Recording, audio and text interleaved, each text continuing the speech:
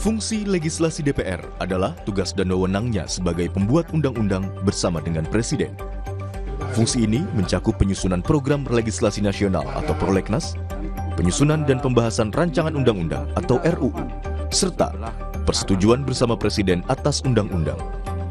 Selain itu, DPR juga menetapkan undang-undang dari peraturan pemerintah pengganti undang-undang atau Perpres.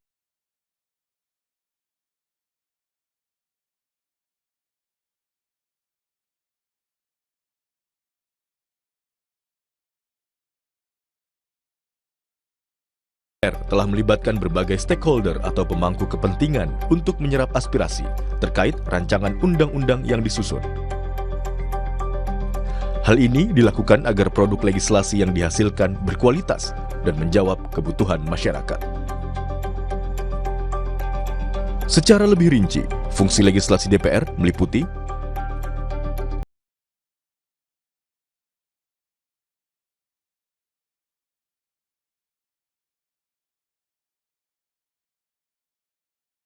dan menyusun RUU.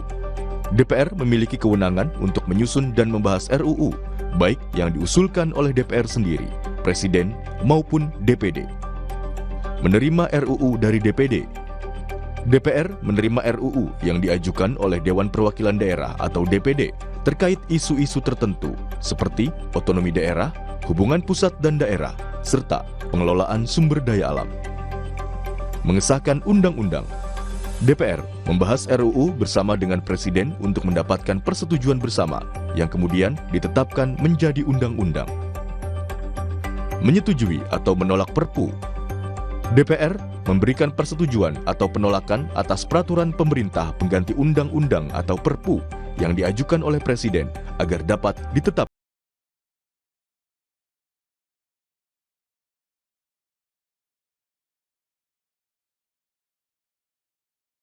internasional yang mengikat secara hukum. Pengamat kebijakan publik Trubus Rahadiansyah mengatakan, dibandingkan dengan periode sebelumnya, kinerja DPR dalam menjalankan fungsi legislasi semakin meningkat. Trubus juga mencermati kinerja DPR dalam menyusun rancangan undang-undang yang jumlahnya cukup banyak dan hingga saat ini terus diupayakan.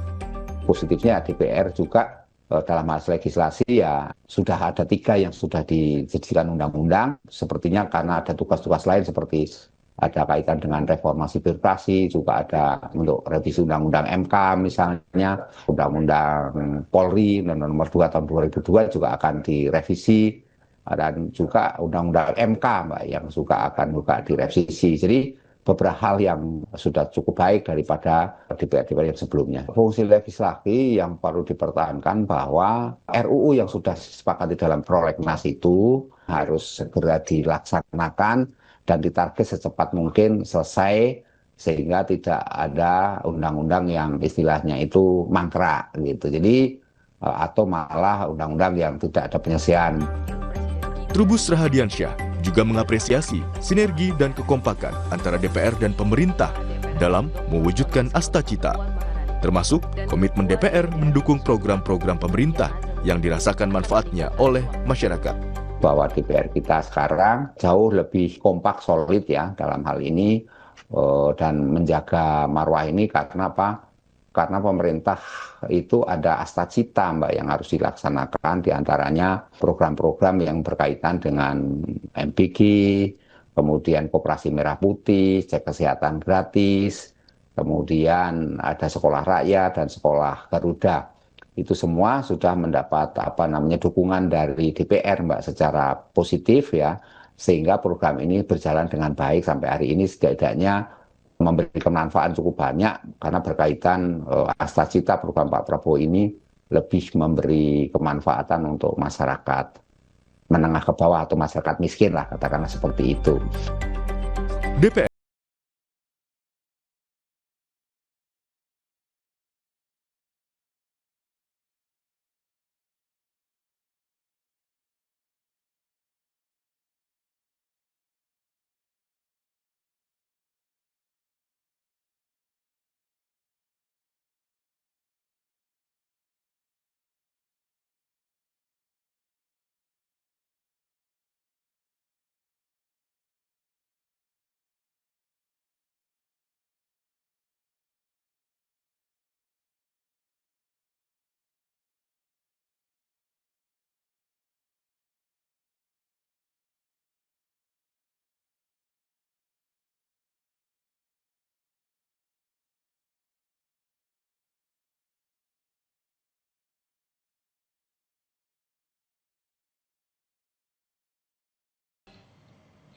Memperingati Hari Anti Korupsi Sedunia, Otoritas Jasa Keuangan (OJK) menggelar kegiatan Simfoni Integritas Kolaborasi, Inovasi, dan Ekspresi Cegah Korupsi. Kegiatan ini digelar untuk mensinergikan OJK dengan berbagai pihak dalam upaya mendukung budaya anti korupsi.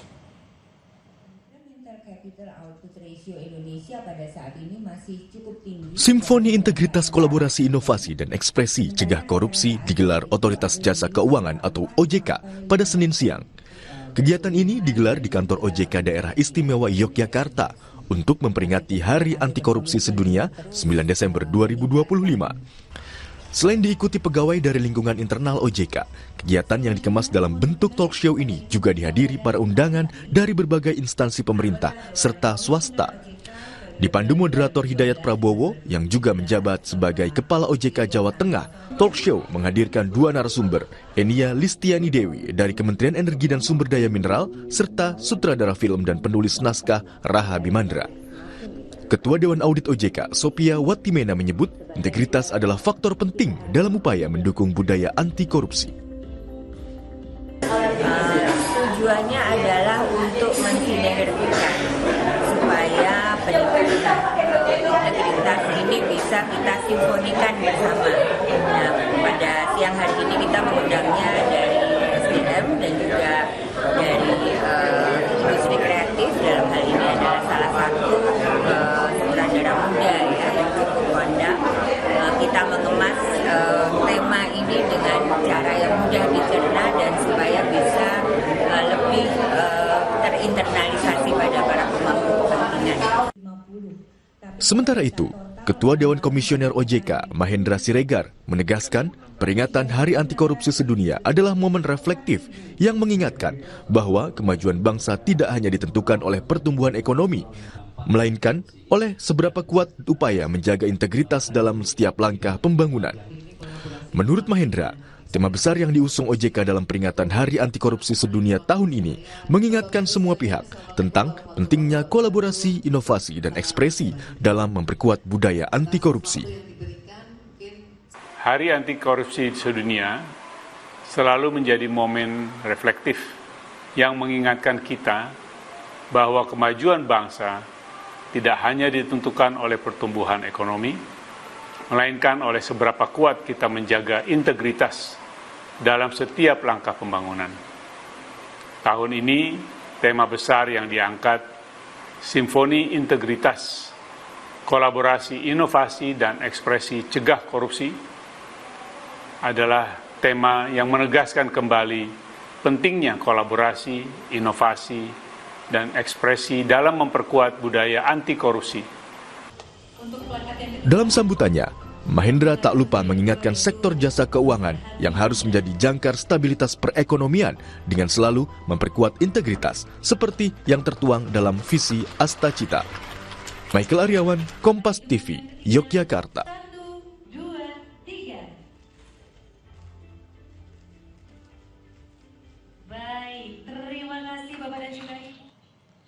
Saudara, jangan kemana-mana. Sahabat Indonesia Pagi akan segera kembali dengan informasi lainnya. Salah satunya, kontribusi Pulau Sumatera terhadap pertumbuhan ekonomi nasional merupakan yang terbesar kedua setelah Pulau Jawa. Meski demikian, pertumbuhan ekonomi di Pulau Sumatera di bawah nasional dan kini berpotensi tertekan setelah dilanda bencana. Seusai jeda, Kompas Bisnis akan membahasnya.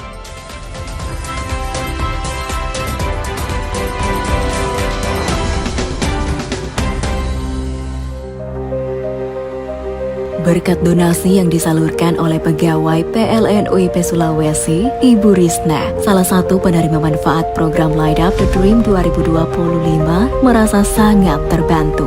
Rumah yang ditempati satu keluarga dengan menumpang listrik ke tetangga telah menjadi masa lalu. Kini, ia dan 40 penerima manfaat lainnya berhak memiliki listrik sendiri dan dapat menjalani aktivitas sehari-hari dengan tenang dan nyaman. Berkat donasi yang disalurkan oleh pegawai PLN UIP Sulawesi, Ibu Risna, salah satu penerima manfaat program Light Up the Dream 2025, merasa sangat terbantu. Rumah yang ditempati satu keluarga dengan menumpang listrik ke tetangga telah menjadi masa lalu. Kini, ia dan 40 penerima manfaat lainnya berhak memiliki listrik sendiri dan dapat menjalani aktivitas sehari-hari dengan tenang dan nyaman.